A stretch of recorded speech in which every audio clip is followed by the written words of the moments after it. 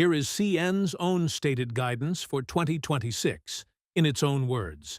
The company continues to assume that volume growth in terms of RTMs, revenue ton miles, the standard measure of how much freight a railway actually moves, will be flattish.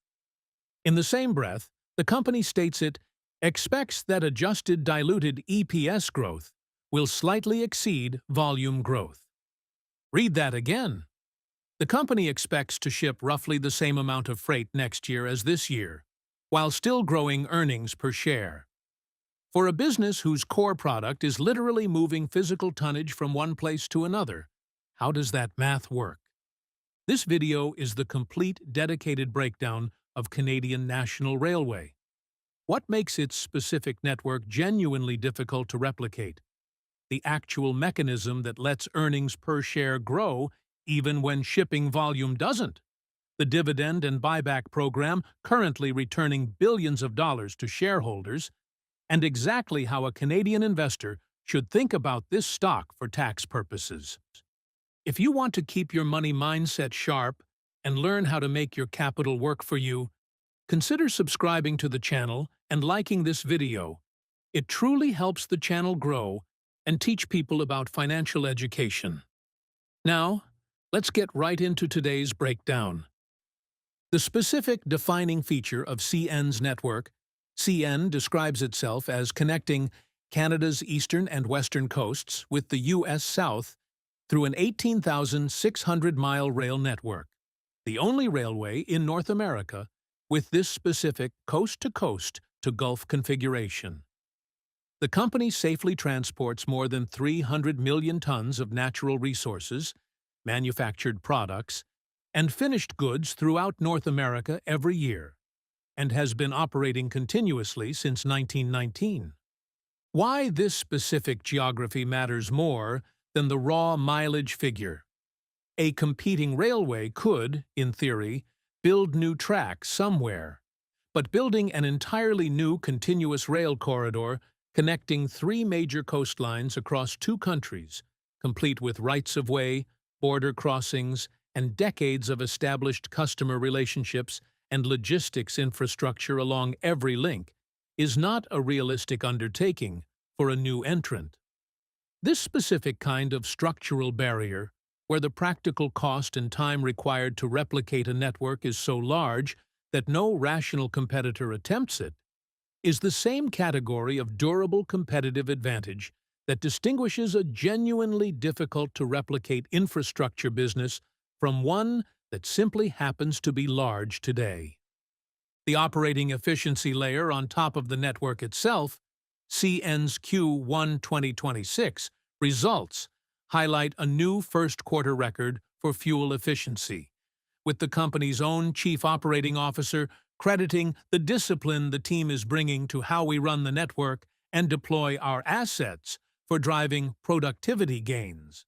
CN's operating ratio, operating expenses as a percentage of revenue, improved by 170 basis points in a recent period, a key efficiency metric for any railway, where a lower operating ratio means a larger share of each revenue dollar converts into operating profit. The financial scale this network supports. CN reported adjusted EBITDA of 8,679 million Canadian dollars for the 12 months ended March 31st, 2026, an increase of 3%, with net cash provided by operating activities of 1,265 million Canadian dollars and net cash used in investing activities of 365 million Canadian dollars in the first quarter of 2026 specifically. Here is the vault from the opening. The specific sourced mechanism that lets CN grow earnings per share, even while its own guidance assumes essentially flat freight volume. The mechanism has two distinct components, and the company's own language names the first one directly. CN's CFO described the company's recent actions as reflecting strong cash flow and our disciplined approach to managing capital, specifically pointing to investing in the business, returning capital to shareholders, and maintaining a strong balance sheet as the three pillars of that capital discipline. Component 1, share buybacks, reduce the share count, which mechanically increases earnings per share even if total net income stays flat. Earnings per share is calculated as total net income divided by the number of shares outstanding, meaning a company can grow EPS in two distinct ways: growing the numerator, net income, or shrinking the denominator, share count. CN announced on January 30, 2026, a new buyback authorization permitting the purchase of up to 24 million common shares over 12 months, representing 3.9% of the company's 613,523,348 shares outstanding at the time. This new authorization followed the company's prior buyback program, under which CN had already repurchased 15,250,222 shares at a weighted average price of 134 Canadian dollars and 44 cents per share, returning 2,050 million Canadian dollars to shareholders before that prior program expired. In the first quarter of 2026 alone, CN repurchased close to 6 million shares for 869 million Canadian dollars.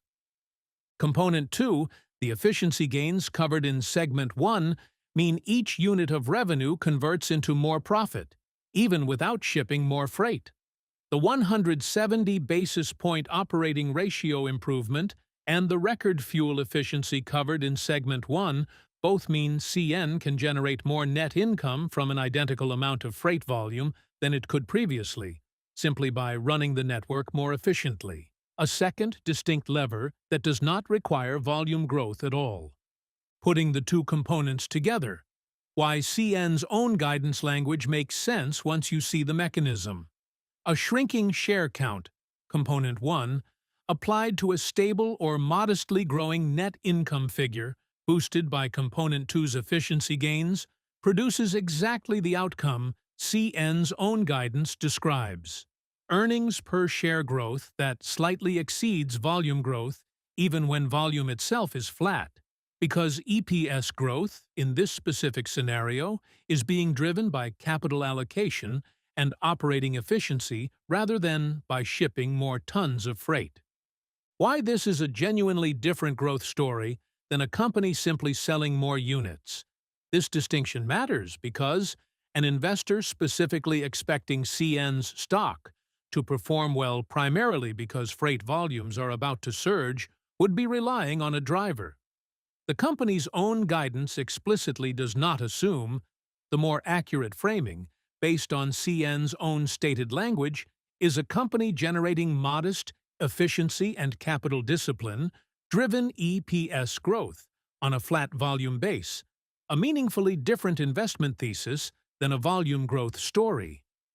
The current dividend picture: CN's board approved a 3% increase in the 2026 dividend, with the quarterly dividend set at C0.9150 per share, paid most recently on June 30, 2026.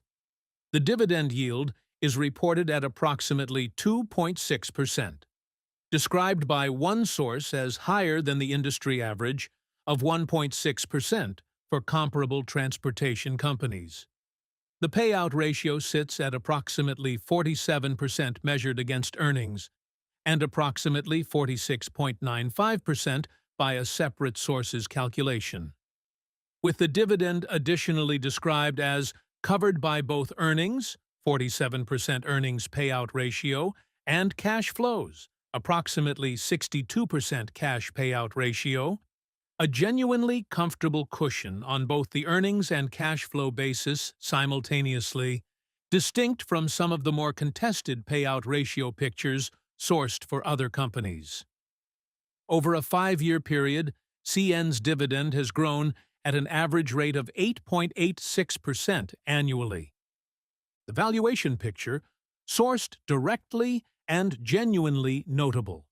Independent analysis specifically states CN stock is undervalued, trading at a forward P/E of 17.1 versus its 10-year average of 21.3. with a fair value estimate of $123 per share from that same source, meaning CN is, by this specific measure, trading at a meaningful discount to its own historical valuation norm, a genuinely interesting data point for any investor specifically evaluating entry timing, though, as with any single valuation estimate, this reflects one source's specific model and assumptions rather than a guaranteed outcome. The balance sheet and leverage picture. CN's adjusted debt to adjusted EBITDA ratio stood at 2.65 times as at and for the 12 months ended March 31st, 2026. A leverage level that, in the context of a railway, with the kind of structural network advantage covered in Segment 1 and the efficiency-driven cash generation covered in Segment 2, sits at a moderate, generally manageable level for an infrastructure-heavy business with highly predictable contracted adjacent revenue streams. Free cash flow, covered for the first 9 months of 2025, came in at 2,341 million Canadian dollars, an increase of 281 million Canadian dollars, or 14% from the prior year period, with the company's own 2026 guidance specifically stating it expects to continue improving its free cash flow conversion throughout 2026, directly supporting the continued capital return programs covered in Segment 2. The 2026 Capital Investment Plan. CN plans to invest approximately 2.8 billion Canadian dollars in its capital program in 2026, net of amounts reimbursed by customers. Continued reinvestment in the network itself, alongside the dividend and buyback programs covered earlier, rather than capital return entirely displacing reinvestment in the underlying business. The straightforward tax fact. Canadian National Railway is incorporated and headquartered in Montreal, dual-listed on the TSX under CNR and the NYSE under CNI. As a Canadian corporation, its dividends qualify as eligible dividends for Canadian tax purposes, receiving the eligible dividend tax credit when held in a non-registered account, the same mechanism applied to any other Canadian public corporation's dividends. The TFSA consideration, held inside a TFSA, CN's distributions are entirely tax-free, sheltering the dividend yield covered in Segment 3 from any taxation regardless of your specific marginal tax rate. A note on the dual TSX/NYSE listing for Canadian investors specifically. Because CN trades on both exchanges, a Canadian investor can purchase the identical underlying company through either the TSX-listed CNR shares in Canadian dollars or the NYSE-listed CNI shares in US dollars for a Canadian investor without a specific reason to hold the US dollar-denominated version. Purchasing through the TSX-listed CNR shares directly avoids any unnecessary currency conversion costs or complexity. Let's come back to where we started.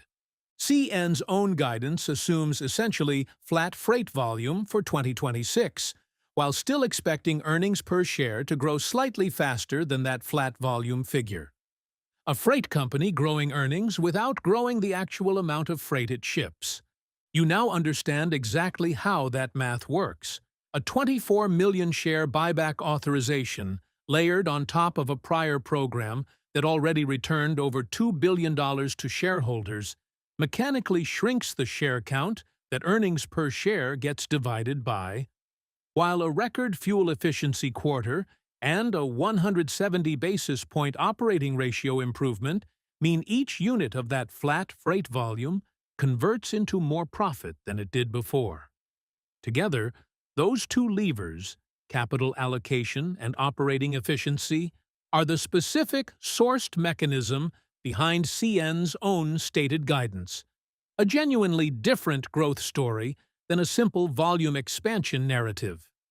Layered on top of that resolved mechanism is a network that is, by its very geography, extremely difficult for any competitor to replicate.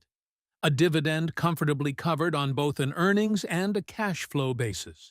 A stock trading at a meaningful discount to its own 10-year valuation history by at least one independent measure. And continued reinvestment in the underlying business happening alongside, not instead of, the capital return programs covered throughout this video. For Canadian tax purposes, this is a standard eligible dividend, fully tax-free inside a TFSA, with no reason for most Canadian investors to reach for the US dollar-denominated listing over the TSX shares.